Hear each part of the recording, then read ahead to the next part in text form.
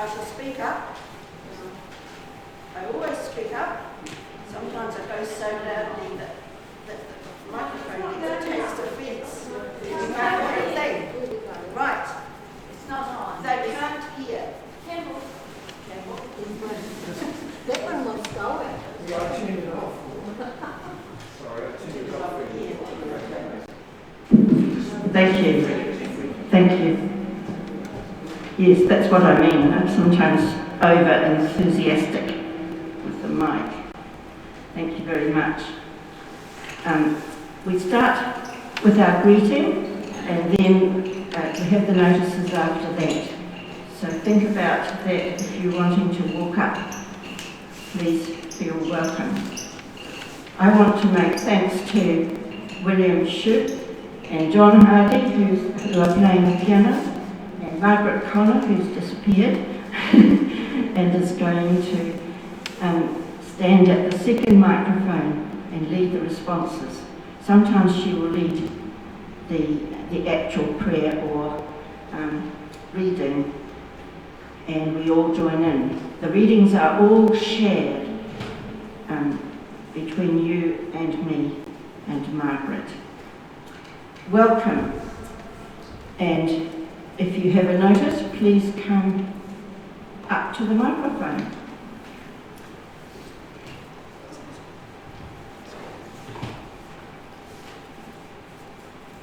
Well, this is me giving a notice first.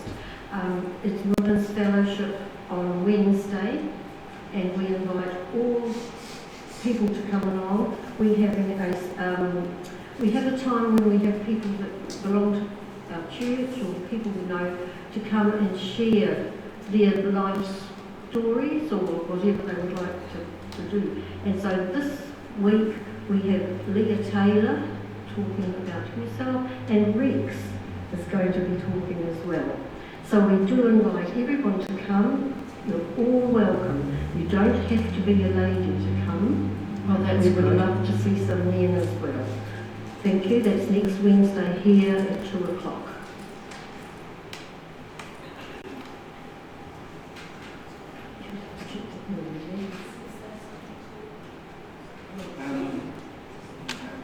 Just about the hall, it's not good news, I'm afraid.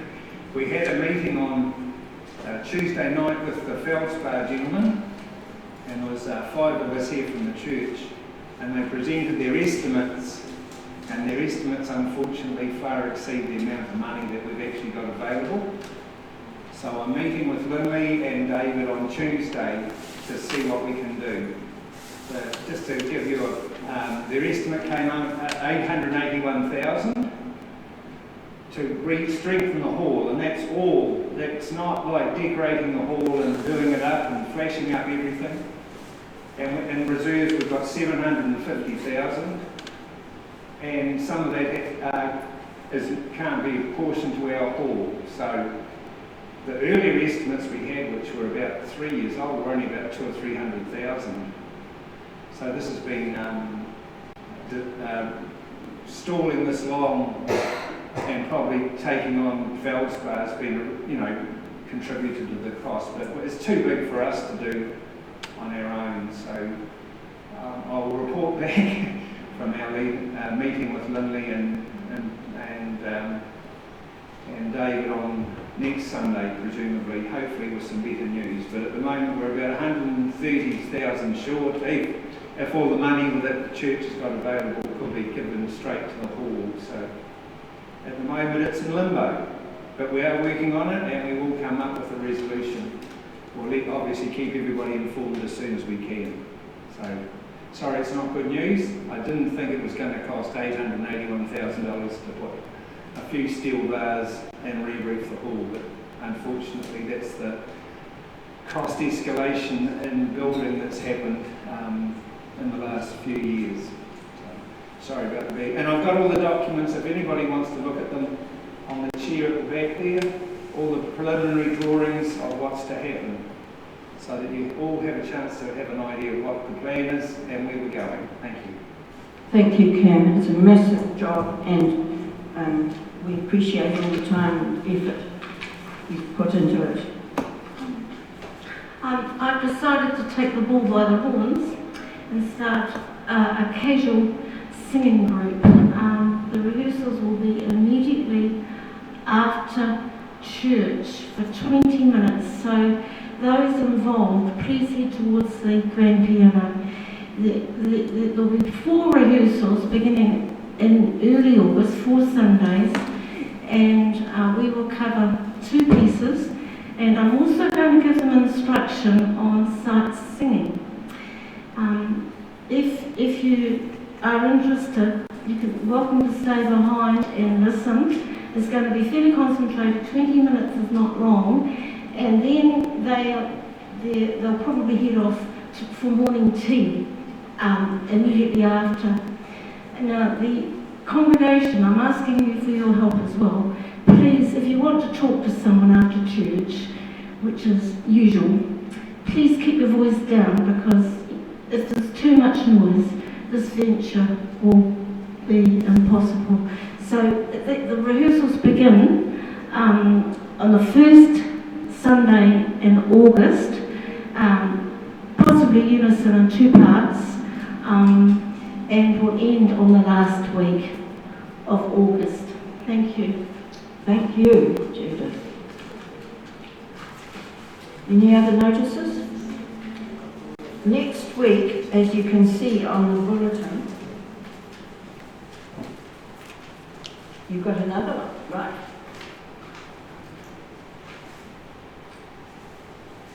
Next week is a combined parish service here at 10 a.m.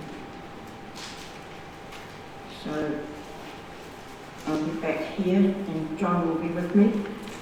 My husband is playing the piano at Glenavon this morning, and I'm going there straight after this. Now Margaret's going to lead us in candle lighting. We light this candle to remind us of the light of God's love, the love that feeds and sustains us, the light that shows us the way, the light, the everlasting light, the light of yesterday and tomorrow, and the light of today. We sing, "Let There Be Light," from With One Voice. I'll read the second verse, John, because there's a misprint. Open our lips, open our minds to ponder. Open the door of concord, opening into grace. Thank you.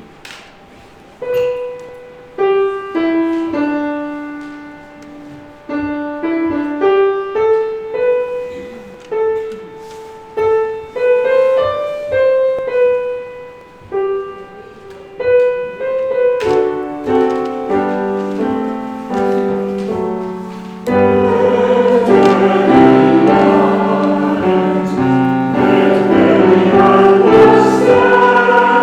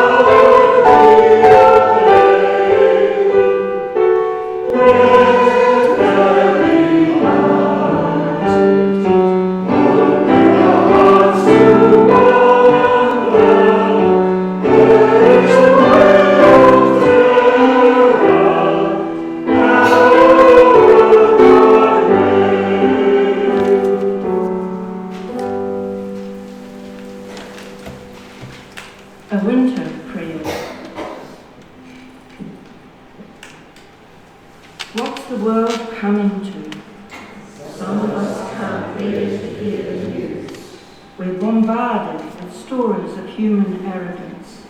The unending arrogance that brings destruction, that skims over the surface of suffering, as if people who suffer don't matter, as if nature doesn't matter, as if there were one human race.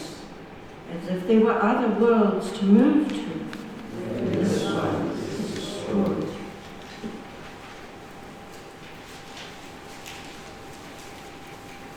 Lord of all life, this is our confession, that we sometimes lose our way, that we sometimes despair under pressure from forces we can't control, as if what we think doesn't matter, as if we could never make a difference. We lose faith, Lord, in ourselves, never mind faith in you. Help us to recall, Creator Spirit, the seeds that fell in autumn and are waiting in the ground, full of the future, to spring again into growth, blossom and fruit, to abundant life. Help us recognize the seeds within ourselves, wintering over this dark time, full of everything good that is to come. Give us food for the journey, the courage we lack, and a sense of gratitude for our life so far. make us strong in ourselves and stronger together. Help us to see straight and face up to the worst. Source of all hope, Mother and Father of us all. Amen. Our first shared reading is from Genesis, Jacob and the ladder to heaven. Jacob left Beersheba and went toward Haran. He came to a certain place and stayed there for the night because the sun had set. Taking one of the stones of the place, he put it under his head and lay down in that place. And he dreamed that there was a ladder set up on the earth, the top of it reaching to heaven, and the angels of God were ascending and descending on it. And the Lord stood beside him and said, I am the Lord, the God of Abraham your father and the God of Isaac. The land on which you lie I will give to you and to your offspring, and your offspring shall be like the dust of the earth, and you shall spread abroad to the west and to the east and to the north and to the south. And all the families of the earth shall be blessed in you and in your offspring. Know that I am with you and will keep you wherever you go, and will bring you back to this land, for I will not leave you until I have done what I have promised you. Then Jacob woke from his sleep and said, Surely the Lord is in this place, and I did not know it. And he was afraid and said, How awesome is this place! This is none other than the house of God, and this is the gate of heaven. So Jacob rose early in the morning, and he took the stone that he had put under his head, and set it up for a pillar, and poured oil on the top of it. He called that place Bethel, that is, house of God. Now Margaret will lead us in a version of Psalm 139. Lord, you have examined me and you know me. You know everything I do. From far away you understand all my thoughts. You see me whether I am working or resting. You know all my actions. Even before I speak, you already know what I will say. You are all around me on every side. You protect me with your power. knowledge of thee is too deep. It is beyond my understanding. Where could I go to escape from you? Where could I get away from your presence? If I went up to heaven, you would be there. If I lay down in the world of the dead, you would be there. If I flew away beyond the east, or lived in the farthest place in the west, you would be there to lead me. You would be there to help me. I could ask the darkness to hide me, or the light around me to turn into night. But even darkness is not dark for you, and the night is not bright as the day. Darkness and light are the same to you. Examine me, O God, and know my name. Test me and discover my thoughts. Find out if there is any evil in me, and guide me in the everlasting way. The hymn, You Are Our Rock, is based on that very well-known tune, Ein fester Burg.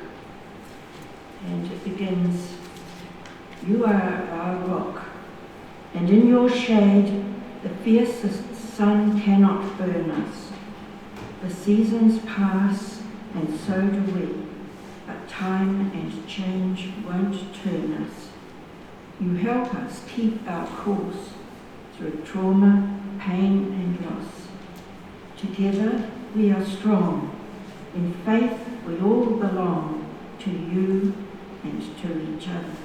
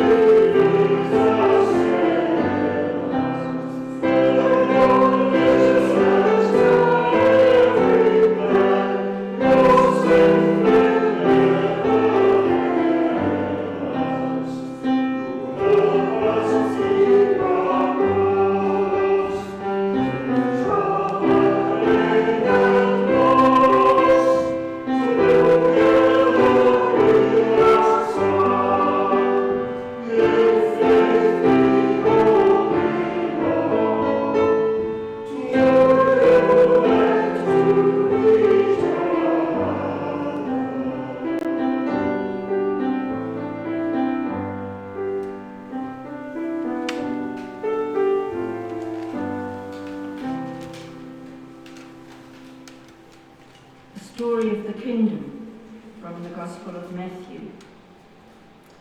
He put before them another parable. The kingdom of heaven may be compared to someone who sowed good seed in his field. But while everybody was asleep, an enemy came and sowed weeds among the wheat and then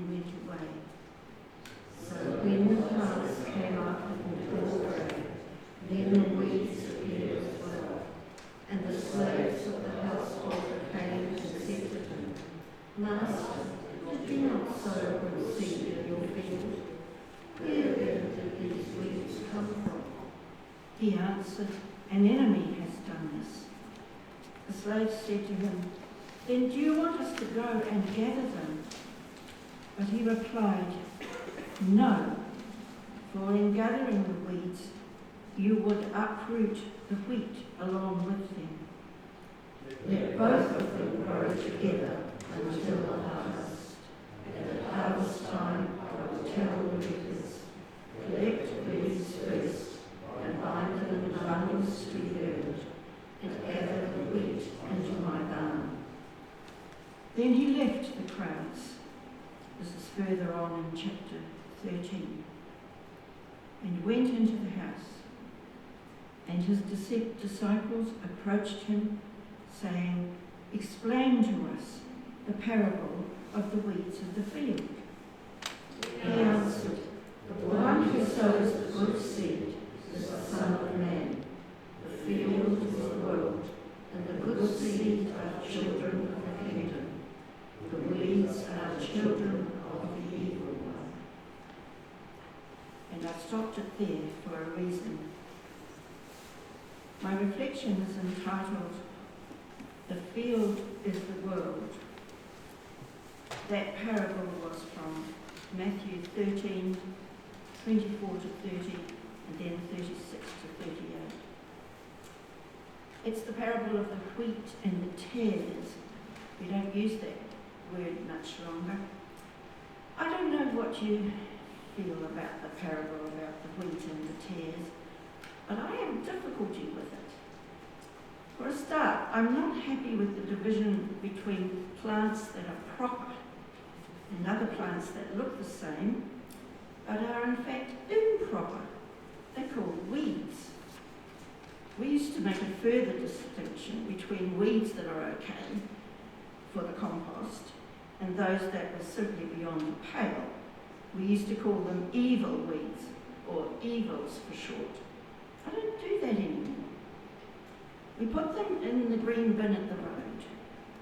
And as you know, we haven't got a green collection yet.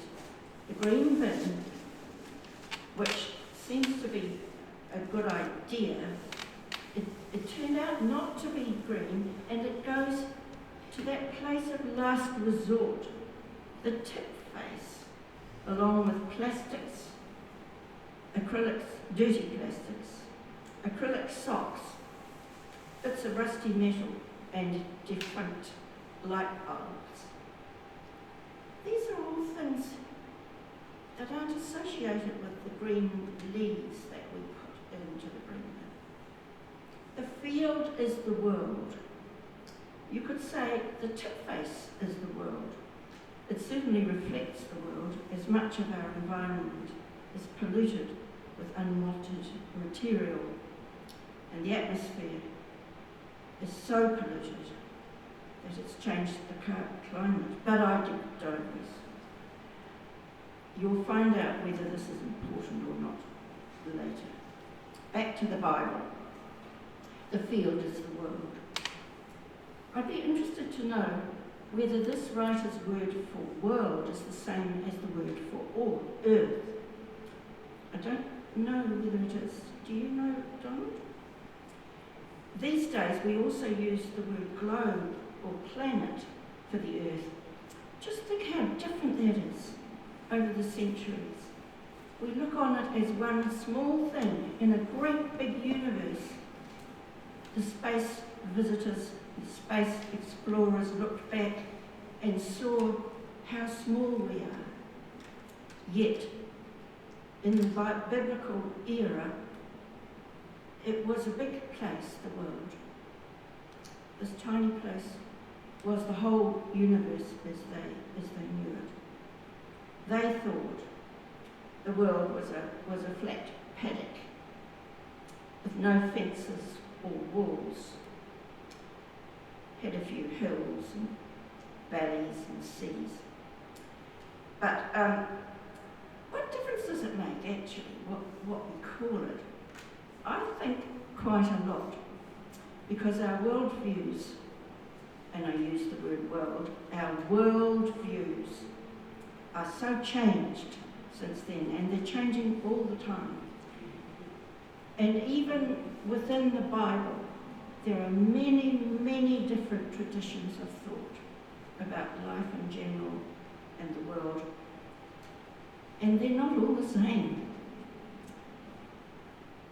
Those early stargazers thought the entire universe was contained in a three-tiered structure. This, I think, they would have all had in common. There was the ground we walk on, that's ground level. Then there was a dome overhead with the sun and planets, with God dwelling beyond it and sending rain upon the land through holes in the dome.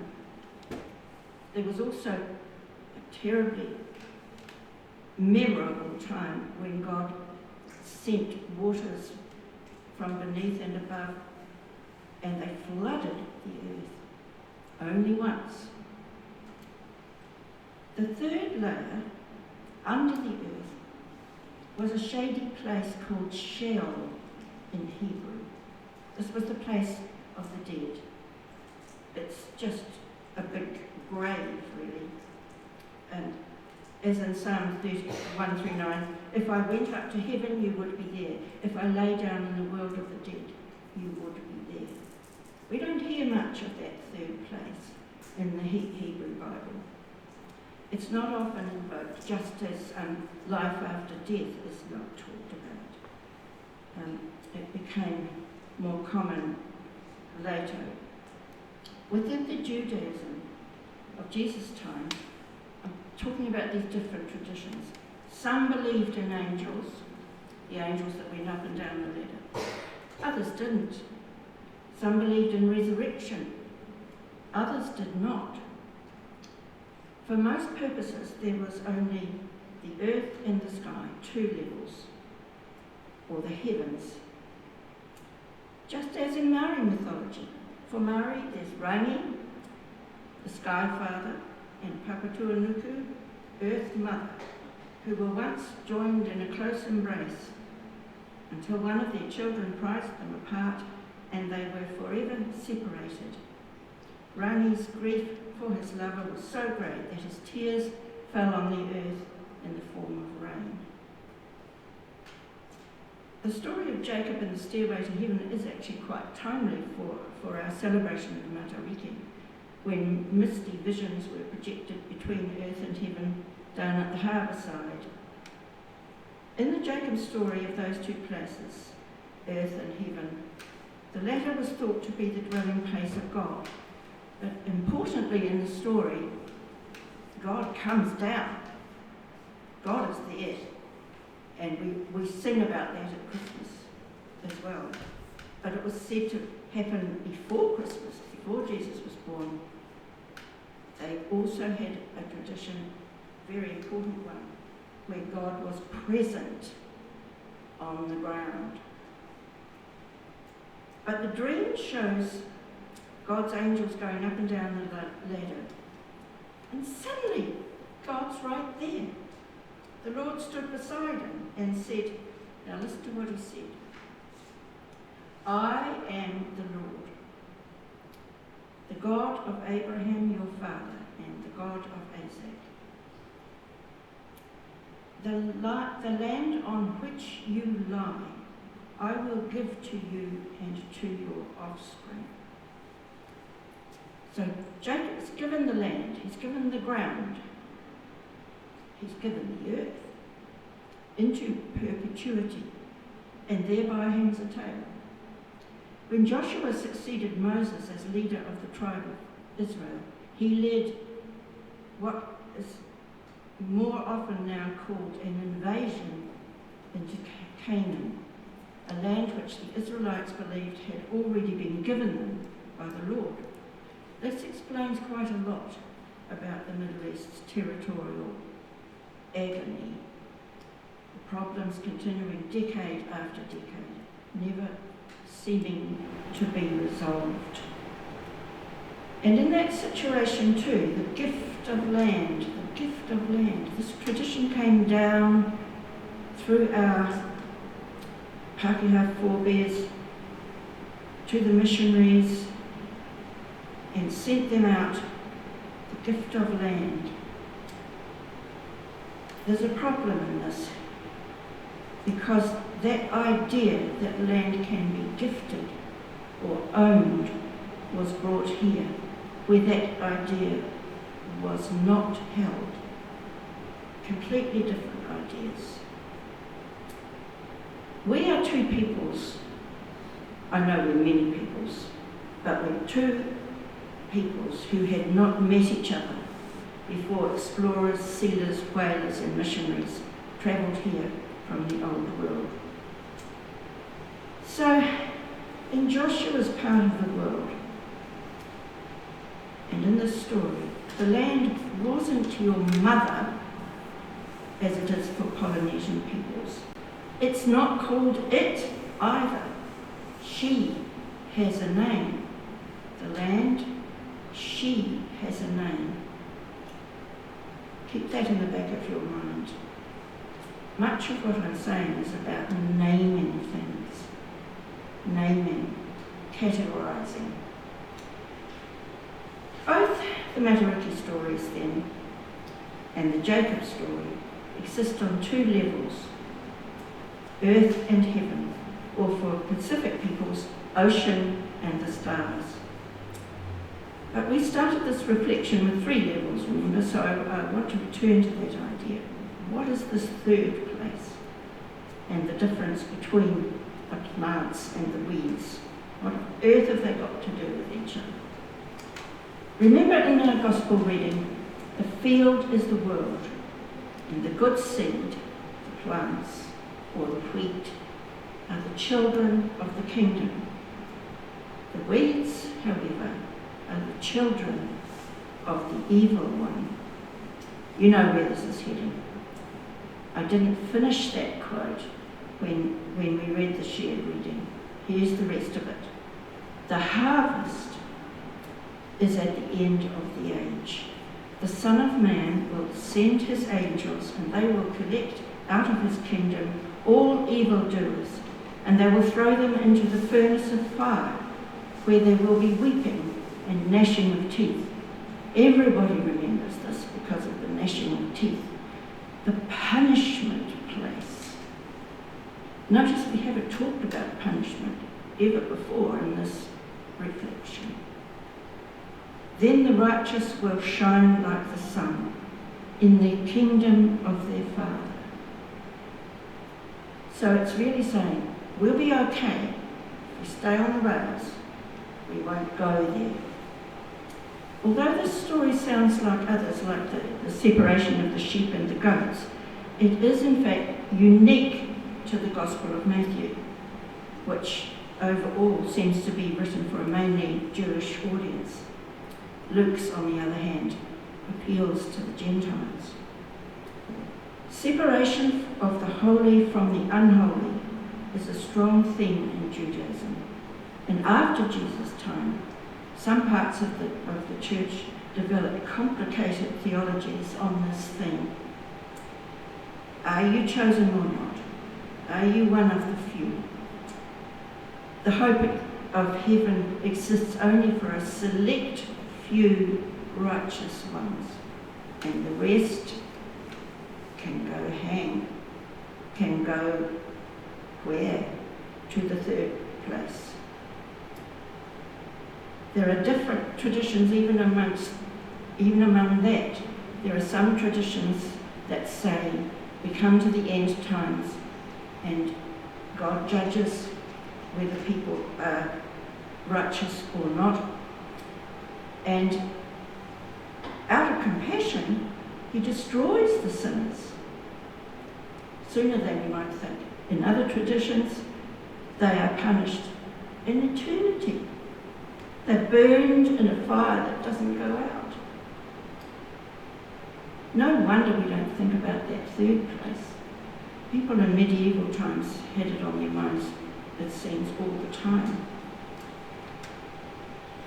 It's a very knotty problem, because if God is the Father of everyone and compassionate and kind, what on earth interest does he have?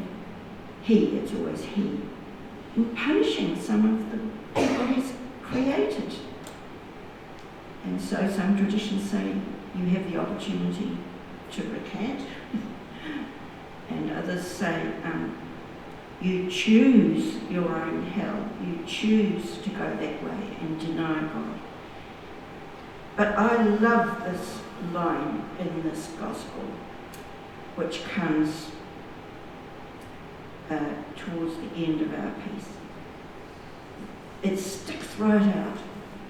When the slaves ask if they should weed the farmer's field, gather up all the unwanted and wrong plants, Jesus replies, no. He's meaning leave it for God at the harvest. But this is the line that is right where we are on our plane in the world. His reason is, no, for in gathering the weeds, you would uproot the wheat along with them. You know what it's like when you're thinning carrots. You have to hold down the bigger one, pull out the little one, because they're all entwined. And if you leave it too long, you can't actually pull them out. But that's a material, because when you're culling seedlings, they're all good. And some people try to replant those little carrots, but it doesn't work. This is not weeds, they're all carrots. But the same is true for plants and weeds, veggie plants and weeds. The fact is, now if you think about these as people, these are the good and the children of the evil one, good or bad people. They can't be separated. They've grown together. Moreover, there is good and bad in everyone, we say. No one is wholly good or bad. We have that at the front of our service, finding good in everyone, finding God in everyone. That is, in fact, a Wesleyan teaching. So, back to the plants. I cannot conceive that there would be any concept of weeds in the Maori world. I stand corrected if anybody knows of anything regarding this evaluation, anything about plants that are unwanted. I'm weeding the concept out of my mind. They're all plants, and beautiful, productive, and sometimes tasty. There's a new craze for growing wildflower meadows instead of monoculture lawns. Go for it, I say. No distinctions, no rankings, no categorising.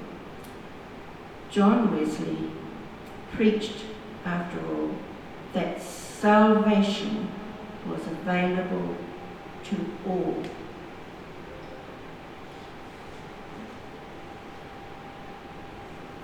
I'd like to begin our prayers with a quotation about weeds or wildflowers.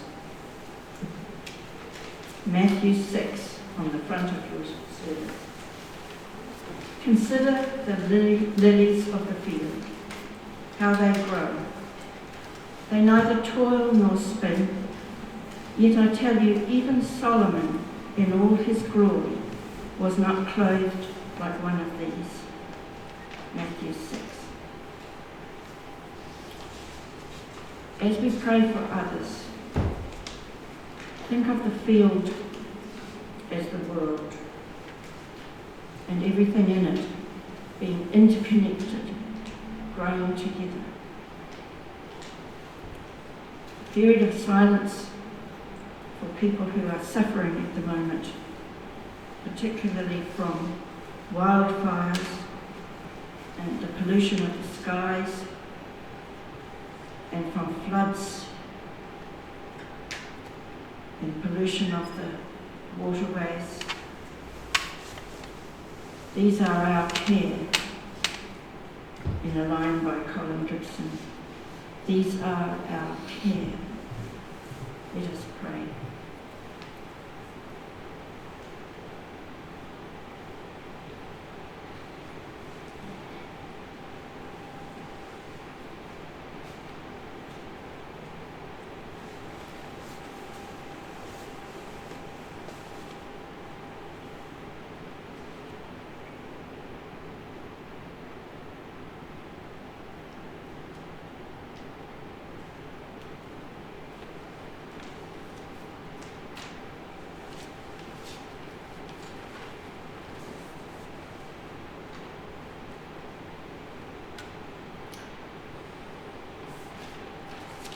I'd like to sum up our prayers for others in the serenity prayer.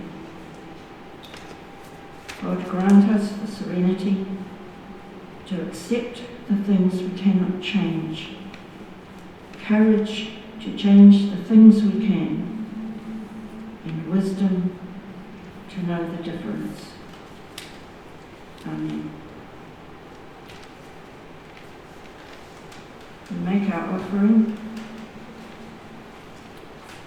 knowing that there are some people in the country and the world who can't afford even the widow's mite. We give thanks that we are able to make gifts online or in person or in any other way. We are able to put our money in to the pot and know that it will be shared. Our offering and commitment: let there be respect for the earth, peace for its people, love in our lives, delight in the Lord, forgiveness for past wrongs, and from now on a new start.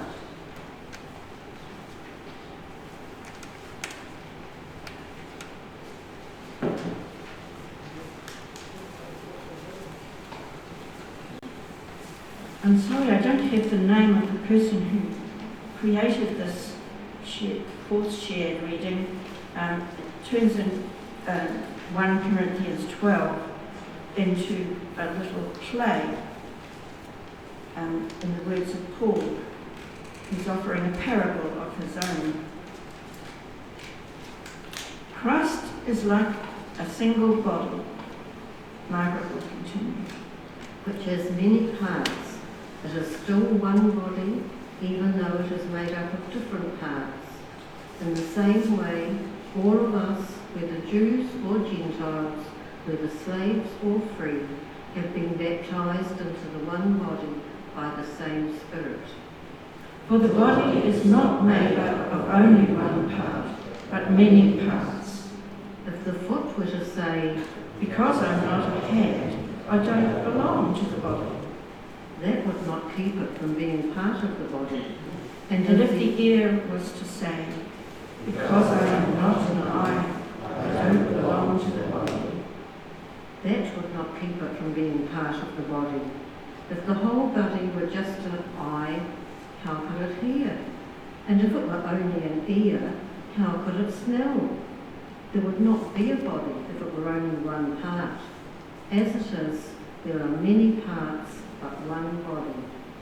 So then, the eye cannot say to the hand, I don't need you. nor can the head say to the feet, Well, I don't need you.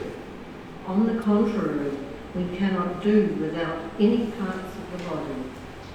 All of you are Christ's body, and each one is a part of it. Thanks be to God. Colin's famous hymn, Colin Gibson wrote these wonderful words. Shirley Murray wrote the words and Colin Gibson the tune.